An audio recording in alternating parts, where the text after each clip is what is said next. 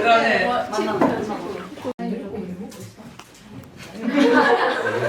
타이밍 좋았어. 와 지금 너무 신기하다. 네, 이제 홍 박사 마트에 찾아주신 여러분 정말 감사드립니다. 저는 그 공간 운영자로서 이 오프닝을 좀 시작을 하게 됐고요. 저희 이번에 기획자는 신다영 선생님.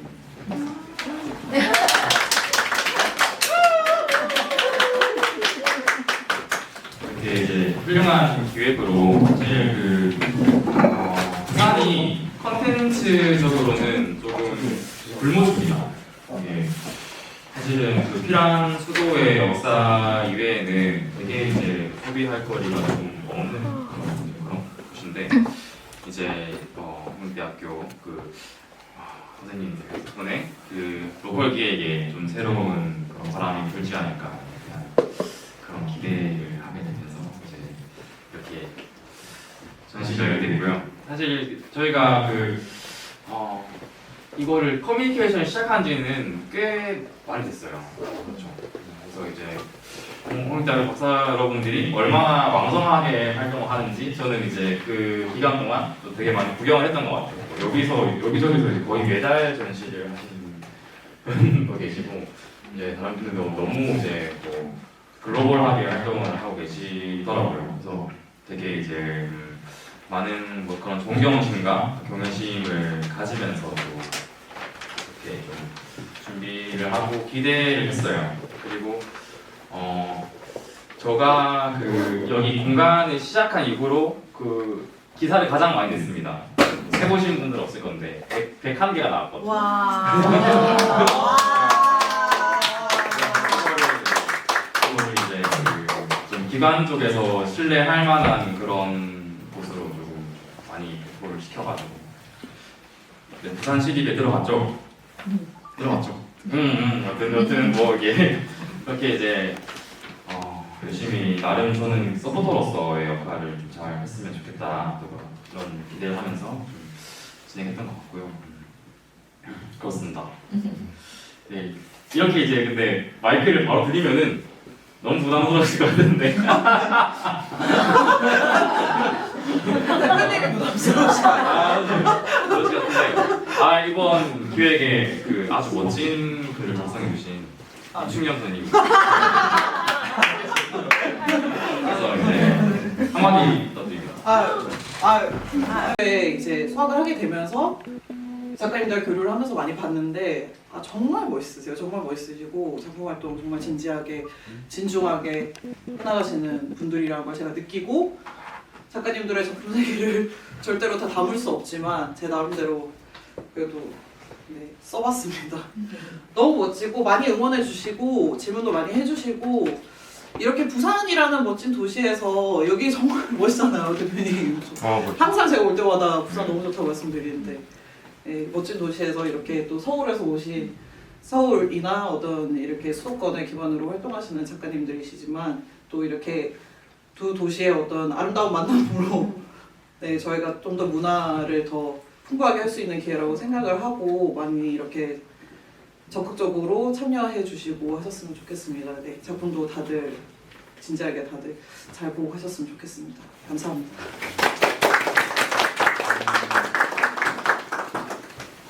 아이고, 이충현 선생님. 선생님 이거 본명이시죠? 가명입니다. 두 개의 자입니다. 좋습니다. 네, 그러면 박주현입니다. 반갑습니다. 안녕하세요. 지금 홍익대학교 호화과 박사 과정 하고 있는 유관훈이라고 합니다. 안녕하세요. 저는 중국어 학생 홍익대학교 3차 회화 전공 왕다운입니다. 반갑습니다. 저는 홍익대학교 회화 전공 지금 교인들이 있는 이남정입니다. 저는 한여전공 황지영이라고 합니다.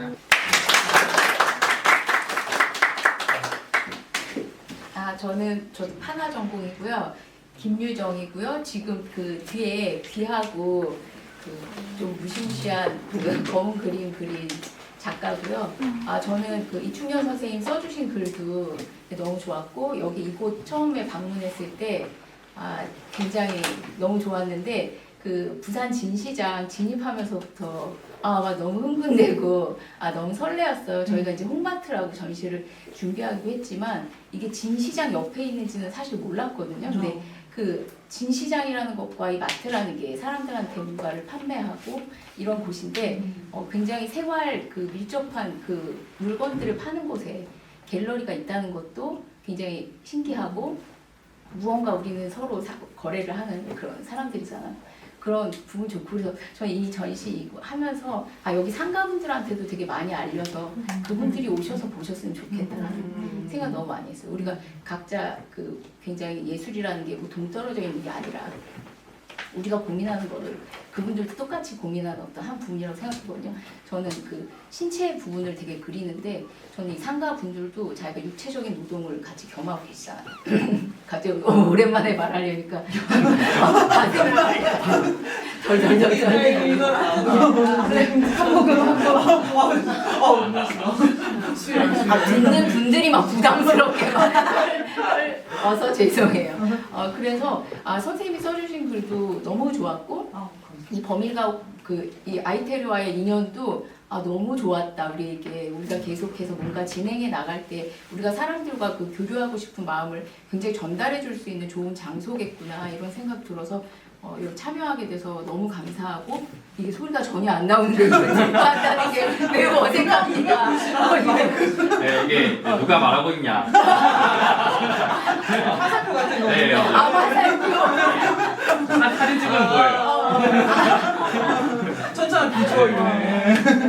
그래서 아무튼 저는 이 시장 분위기 너무 좋고 저희도 그런 마트의 그 이미지로 진짜 잘 살펴보시면 굉장히 막 이렇게 포목점스러운 지금 이 오방색의 어떤 직물도 있고 지금 여기 다른 그 문양들이 가득한 이 그림들을 보시면 연결감을 찾아보시면서 보셔도 되게 좋을 거라는 생각이 들었습니다.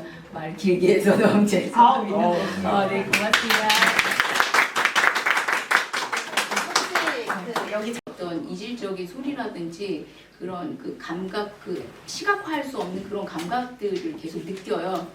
그래서 그런 부분들이라든지 사람들은 계속 몸 안에 그 보통 뭐 신체의 인간 세포는 20%만 갖고 있고 80%는 밖에 있는 미생물들이 들어와서 나를 이루고 있다고 하잖아요. 그래서 그런 그 내가 사실은 일반적인 그 생태계의 미생물들이 내 몸 안에 있는 것들을 그 감각하고자 해서 신체 부분들을 그리고 있고 그리고 계속 우리는 내 몸과 함께 물질적인 그 작용을 계속 하는데 그래서 그 몸을 표현하고 그 고통을 좀 표현하려고 부분적인 신체를 따와서 하고 있어요. 들어오실 때 조금 무서운 약간 무릎 정강이 부분이 이거 무릎 부분이거든요. 그런 부분들을 통증으로 지금 표현하고 있어서 전달될지는 모르겠는데 그리고 굉장히 아주 하찮게 보이기 위해서 아주 얇은 표피적인 느낌을 주려고 한지에다가 더 투명하게 만들려는 그런 미처리를 하고 그 이전에 그 표피 질감을 더 주고 싶어서 그 프로타주라고 우리가 어렸을 때 동전 그 스크래치하는 방식 있잖아요. 그런 방식으로 그 시멘트 블럭이라든지 이런 데서 먼저 그 종이를 이렇게 그 문지를 넣어요. 그래서 약간 종이를 좀 더 구기거나 약간 아주 자잘한 그 무늬를 형성한 후에 그 위에 다시 또 어떤 제가 느끼는 고통의 감각을 선이라든지 이런 드로잉으로 하고 있습니다. 뭐 잘 느껴지시지 못하더라도 즐겁게 감상해 주셨으면 좋겠습니다. 고맙습니다. 마치 내가 죽을 것 같이 옆에 있는 사람이 기침을 하면 이 사람이 나를 죽일 것 같이 옮을 것 같은 그런 느낌을 가지고 작업을 하면서 그러니까 자기 보전을 하려는 그런 욕망에 대해서 작업을 하기 시작을 한 거예요. 사람들이 살려고 하는 그런 욕망에 대해서 작업을 하면서 처음에는 이제 여기 보시면 이제 복숭아를 형상한 건데 십장생에 나오는 그런 궁중화를 가진 모티브를 가지고선 작업을 하다가 거기서 이제 뭐냐면 우리가 점점 그런 극한 상황들이 좀 안정화가 되면서 모든 거에 이제 무관심해지기 시작을 합니다. 그러면서 내 그 막 살려고 하는 그런 욕구들은 다 감춰지고 다시 우리는 뭐에 관심이 생기냐면 다시 건강, 뭐 영양제 이런 걸 찾아가면서 살고 있죠.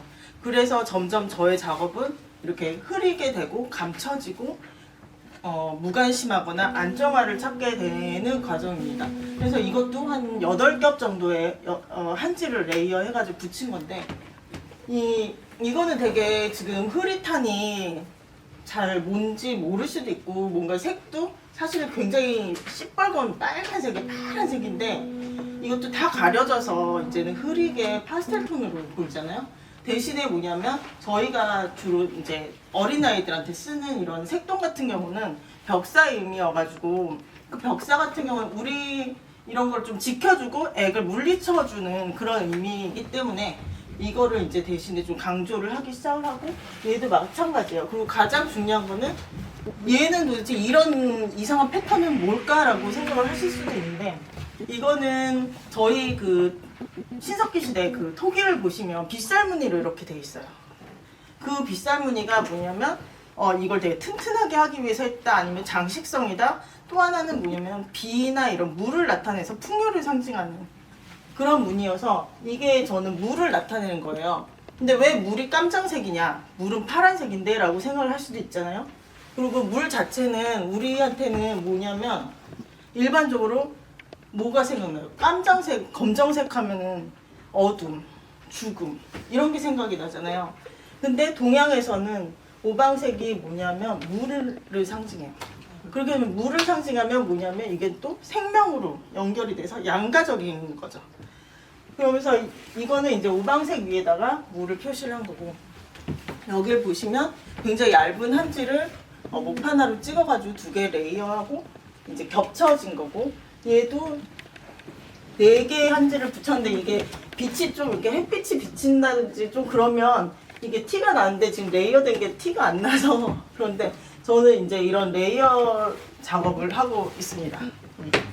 뭐 질문하실 거 있으신가요? 소개됐습니다.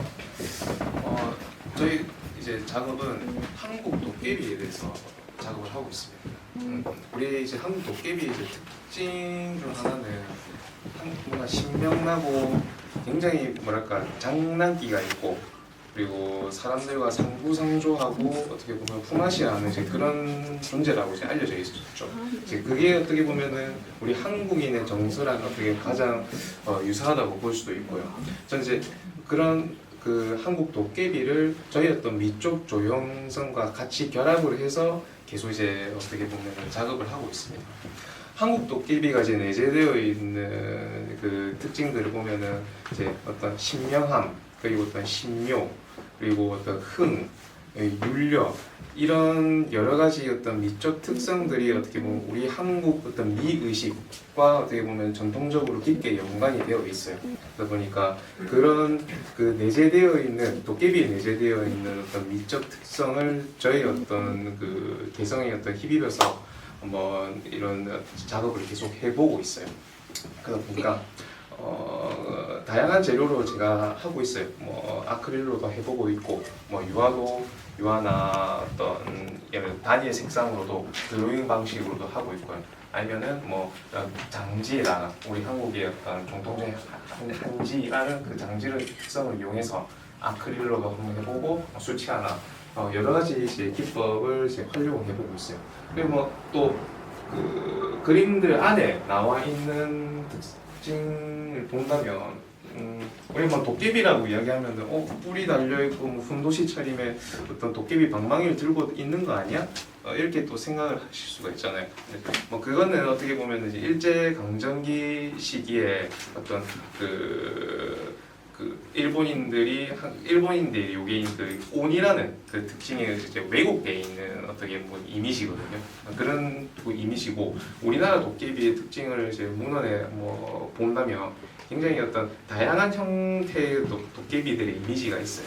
그러니까 어떤 뭐 청년의 도깨비도 있고 처녀의 도깨비도 있고, 그러니까 남녀노소의 어떤 여러 형상이 있고 또 사물의 형상도 있고 뭐 달걀 뭐 아니면은 뭐 동물의 형상 여러 가지 그 삼라만상의 형태로 구성이 되어 있다고 보면 돼요.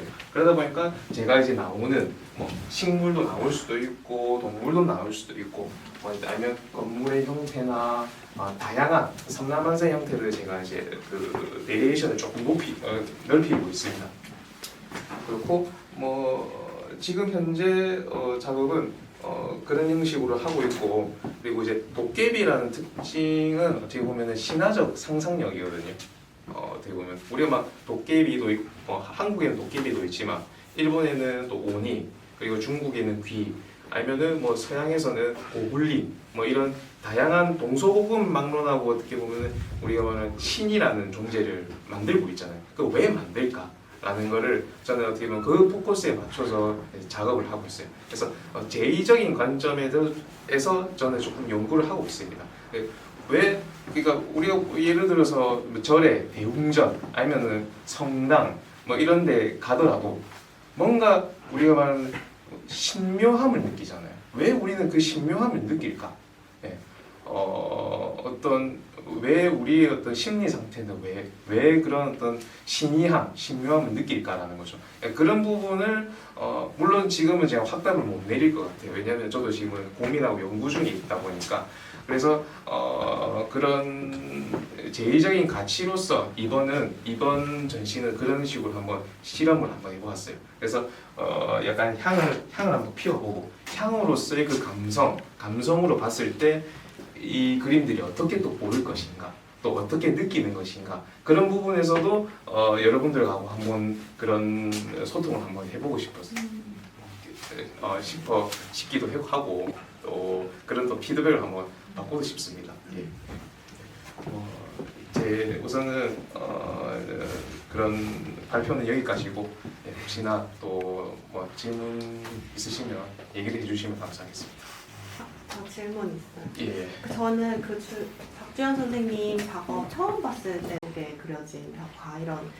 근데 그 말씀을 들으면서 보통 그 인간에게는 약간 삶에 대한 욕구가 되게 크지 않나. 그러니까 살아남는 거, 그렇죠. 예. 또 영생하는 거. 영생하는 그래서 거. 이게 뭔가 죽음에 대한 두려움 때문에 그런 생각을 갖는 것 같고, 그렇죠. 이제 예. 뭔가 죽고 싶지 않아서 아니면은 좀 죽어도 잘 죽고 싶어서 예. 뭔가 그런 신을 믿는다든지 아니면 도깨비가 두려운 거는 약간 도깨비가 나의 목숨을 앗아갈까봐 두려움 약간 이런 예. 게 아닐까라고 생각을 했거든요. 그래서 되게 죽음하고 밀접한 그렇죠. 그림이라고. 저는 그래서 약간 이런 맥락으로 생각해봤을 때 도깨비라는 만든 이유도 제가 보면은 초자연적인 현상이라고 보거든요. 옛날 뭐 신라 시대 때, 삼국 시대 때는 이런 과학 기술이라는 게 없었잖아요. 보면은 뭐 이런 게 우리가 말하는 기후 현상, 기후 이변 현상 우리가 과학으로 이제 정의를 할 수 있잖아요. 근데 그 전에는 뭐 종교로서 이야기했겠지만, 근데 뭐 이런 옛날 이런 자연 현상, 번개 현상은 이거 도깨비가 이렇게 벌을 주는구나. 그래서 우리는 도깨비 축제를 열고 막 그렇게 하잖아요. 그러니까 주술적으로 하고. 그러니까 그런 어떤 죽음에 대한 불안, 예, 그거를 그렇게 해서 어떤 심리 치유를 했지 않았나. 예, 그렇게 또 제의적 가치 이렇게 우리가 어떤 이걸 도깨비를 그림으로써 약간 이 사회, 이 커뮤니티를 안정되게 해주십시오. 약간 그런 의미가 아닌가. 그런 생각이 듭니다. 오래 살고 싶으신 분인가요? 그건 누구나 다 그렇지 않을까요? 영생을 하고 싶지 않나. 요새는 이제 뭐 일론 머스크의 뭐 뉴럴 링크가 뭐 하면서 약간 이제는 인공지능 이런 뇌를 어떻게 보면은 저장하자, 데이터베이스에 저장해서 뭐 기계에 뭐 침을 침는 등 뭐 그렇게 해서 영생으로 가는 요새 그런 프로젝트도 있잖아요. 보면은. 네.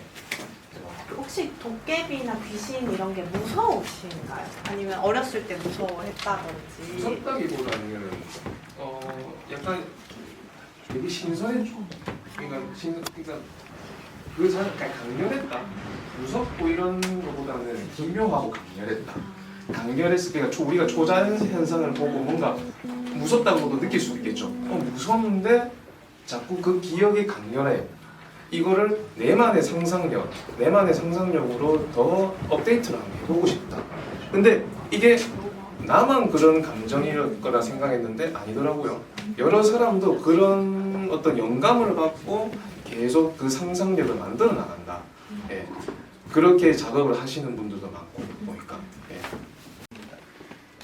이번 전시회 부산에서 참여하게 되어 기쁘고 이런 특별한 공간에 전시하는 것에 재미있는 경험입니다. 이번에 제가 가져온 새 작품은 겨울 이야기라는 같은 시리즈인데 보시다시피 겨울에 그린 색풍이 풍경화 있고 제 고향은 긴 겨울을 가진 도시이고 눈이 많이 오는 곳이어서 오는 날의 이야기를 시리즈를 만들어 보기로 했습니다. 그 두 개의 큰 작품에 제 아버지의 고향에서 영감을 받았습니다. 하나의 제 삼촌 그 정원에서 담배를 피우신 것이고 다른 하나의 새벽에 눈밭 한가운데는 숲입니다. 이 작은 곳에 제가 키우는 강아지가 눈밭에서 뒹굴고 있는 곳입니다. 또 이 공간이 재미있어서 들어오자마자 잔잔한 소사감을 느낄 수 있는 그런 낮고 옛날의 분위기가 우리 작품과 만난 유한 느낌을 만들고 낸다고 말씀드리고 싶습니다. 와, 한국말 잘한다.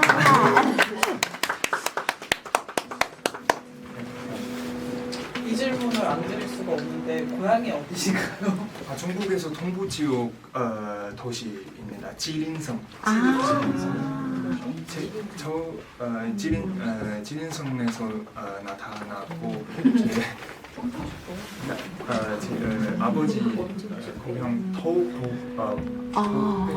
지역 북쪽이고. 그럼 이거는 지린성의 풍경이 아닌 건가요?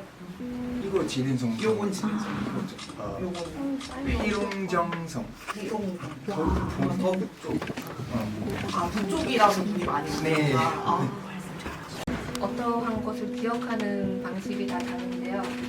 저는 어떤 그러니까 금방 가가지고 없어지고 흩어지는 것들을 어떤 삶을 훈련시켰던 그러면서 그것을 가지고 싶었던 그러니까 그런 욕망에 집중하면서 작업을 하고 있고요.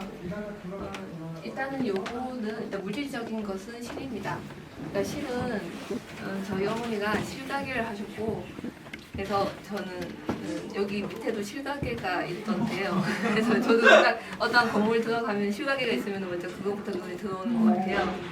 일단 실을 그렸던 이유는 가장 저에게는 불편했던 소재였었고 이걸 그리면서 그 교수님과의 많은 대화를 하면서 제가 왜 이렇게 불편한가라고 생각을 했을 때 조금은 너무 바쁘셨던 그냥 그러면서 제가 하고 싶었던 것도 조금 많이 차단당했었던 그 유년 시절의 약간 불편한 감정이 어머니한테 가지 못했던 그 원망의 감정이 실에게 다 있었던 것 같아요. 그래서 저는 그러니까 어머니는 결국 미워할 수 없는 존재였었고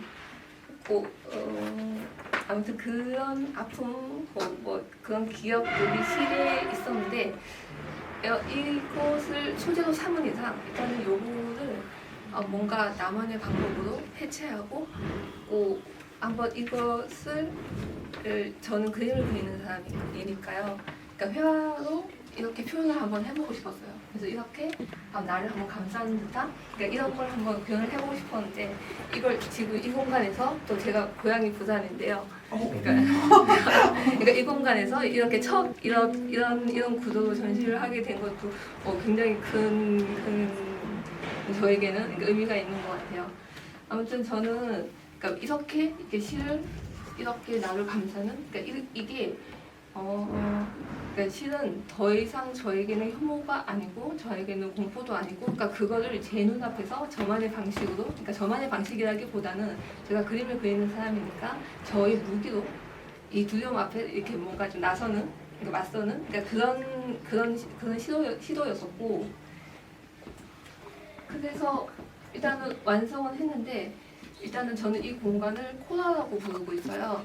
코나는 그 플라톤의 티마이오스에서 나오는 그 모성의 공간이라는 그 표현을 따랐고, 이 공간 안에서 저는 다시 태어나는 거죠. 그래서 이 전시가 끝나고 다음에 제가 개인전이 바로 있는데요. 거기서는 여기에서 다시 탄생하는 나를 그린 작품이 메인 작품이 기회가 되신다면 한번 오시면 좋을 것 같아요.